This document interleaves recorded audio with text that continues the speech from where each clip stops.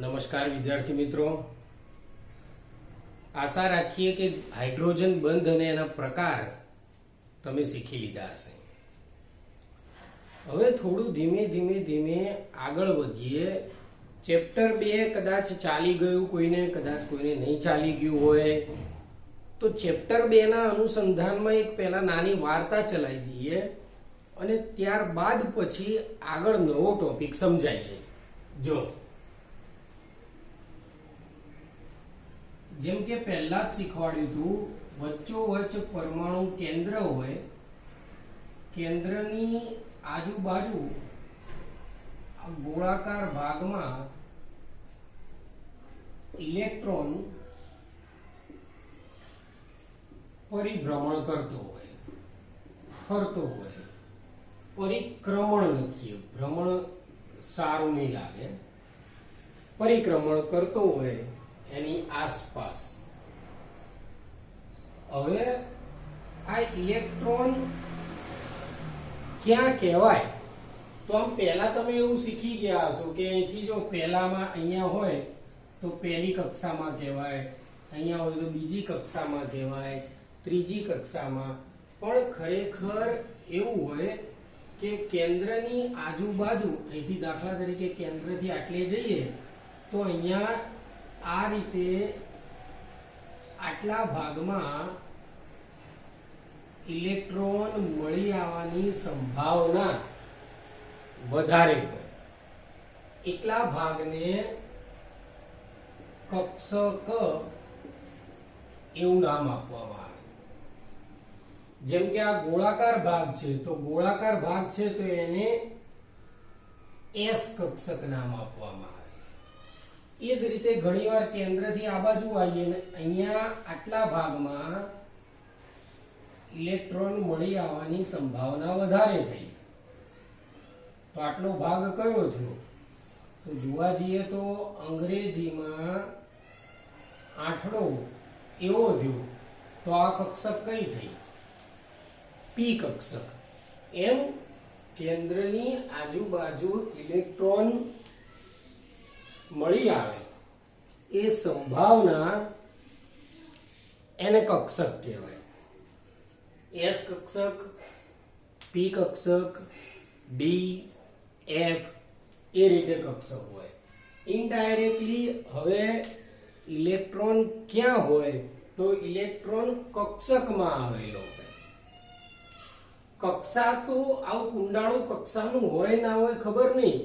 કક્ષા તો આજે વિચારીએ છીએ કેવું હશે, બાકી હોય ક્યાં? એસ કક્ષક.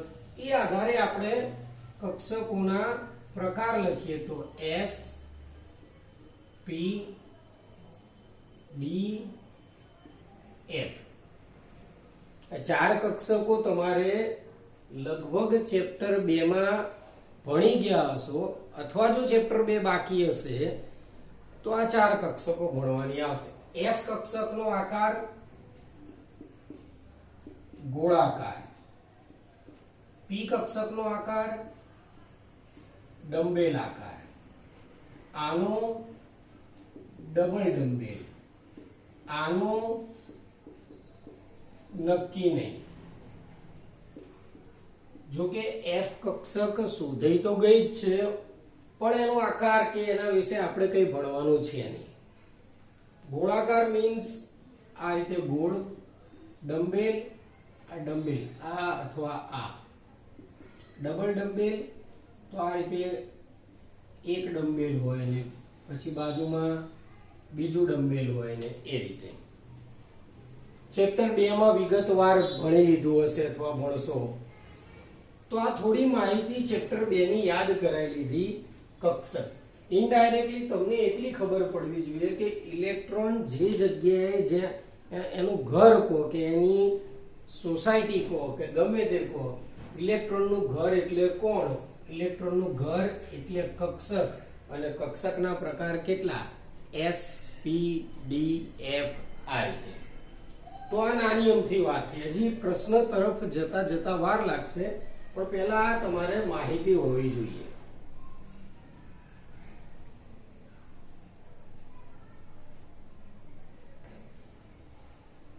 ચલો મિત્રો એક બીજી માહિતી લઈ લઈએ. સહસંયોજક બંધ કોને કહેવાય અથવા એના વિશેની સમજૂતી તમને થોડી ઘણી આપી દઈએ તો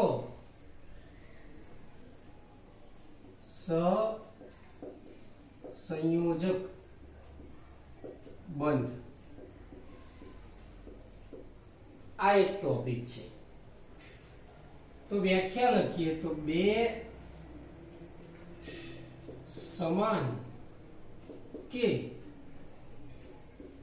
જુદા જુદા પરમાણુઓ વચ્ચે ઇલેક્ટ્રોનની ભાગીદારીથી અથવા તો આવું લખાય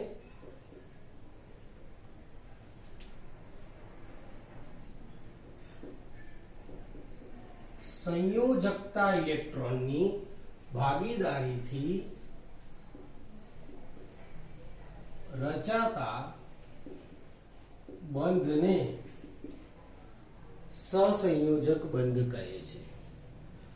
હવે સહસંયોજક બંધ વિશે તમે 8મા 9માં શીખી ગયા છો, પણ છતાં ફરી જોઈએ ઉદાહરણ સાથે. ઉદાહરણમાં H2 વચ્ચે સંબંધ એટલે સહસંયોજક બંધ. તો સિમ્પલ શીખી લઈએ.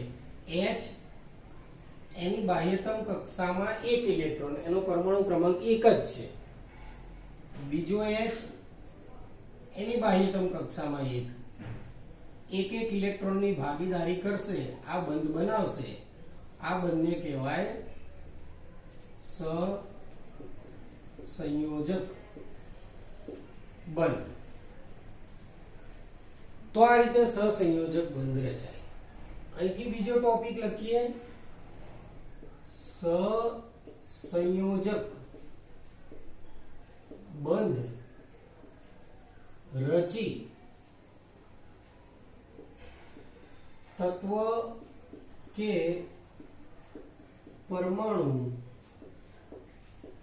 નિષ્ક્રિય વાયુ જેવી રચના, ઇલેક્ટ્રોન રચના પ્રાપ્ત કરે. એટલે આ જુઓ, હાઇડ્રોજનની નજીકનો નિષ્ક્રિય વાયુ કયો? હિલિયમ. તો હિલિયમ જેવી રચના પ્રાપ્ત કરે. બીજું ઉદાહરણ લઈએ આપણે Cl2 વચ્ચે. તો ક્લોરીન બાહ્યતમ કક્ષામાં કેટલા ઇલેક્ટ્રોન? તો ક્લોરીન કયા સમૂહમાં? ક્લોરીન 17મા સમૂહમાં.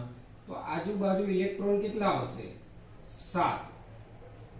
17મા સમૂહમાં 7, 16માં 6, 15માં 5, પહેલામાં 1, બીજામાં 2, 13માં 3, 14માં 4. જો ફરીથી પહેલામાં 1, બીજામાં 2, 13માં 3, 14, 15, 16 એમ વધારતા 13માં 3 તો 14માં 4. એ રીતે ઇલેક્ટ્રોનની ગોઠવણી. તો આમાં 7 આવી ગયા. બીજું ક્લોરીન લો, એમાં પણ ઇલેક્ટ્રોનની સંખ્યા કેટલી મૂકો? 7 મૂકી દો. ઇલેક્ટ્રોન વચ્ચે શું થશે? તો ભાગીદારી થશે. અને ભાગીદારી થાય એટલે જો તો આને આ અષ્ટક પૂર્ણ કરવાનું આવે તો 7 હતા, એક આ બાજુ ભાગીદારી કરીને 8 પૂરા કરી લેશે, આ પણ ભાગીદારી કરીને 8 પૂરા કરી લેશે. તો આ શું બનશે? બંને વચ્ચે એક સહસંયોજક બંધ. આને બંધન ઇલેક્ટ્રોન યુગ્મ કહેવાય. આમાં ઘણી બધી વસ્તુઓ શીખવાની છે. ચલો બીજું એક ઉદાહરણ લઈએ. O2 માં સહસંયોજક બંધ સંબંધ. ઓક્સિજન પરમાણુ ક્રમાંક 8, સમૂહ નંબર 16. 16મો સમૂહ હોય તો આજુબાજુ ટપકા કેટલા આવશે? 1, 2, 3, 4, 5, 6. ઓક્સિજન 1, 2, 3, 4, 5, 6.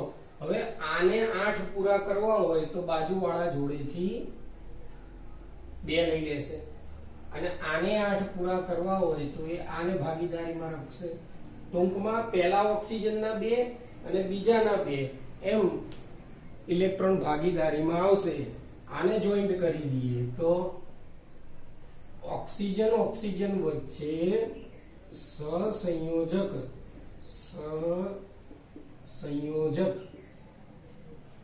દ્વિબંધ રચાશે. ત્રીજું એક છેલ્લું ઉદાહરણ લઈ લઈએ.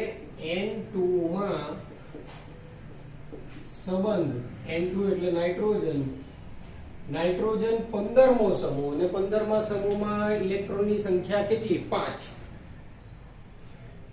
1 2 3 4 5. બીજો નાઇટ્રોજન 1 2 3 4 5.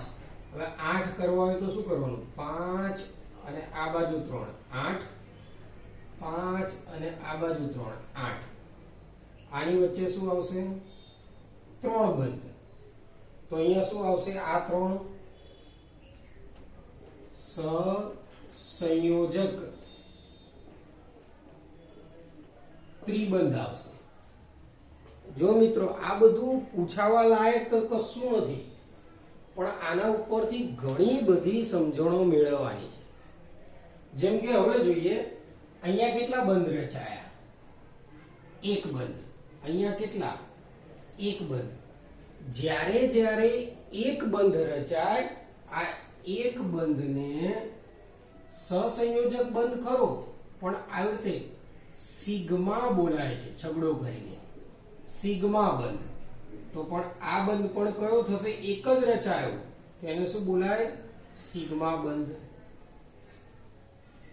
જ્યારે જ્યારે આ રીતે 2 બંધ રચાય તો 2 માંથી એકને બોલાય સિગ્મા બંધ, તો બીજાને બોલાય પાઈ બંધ.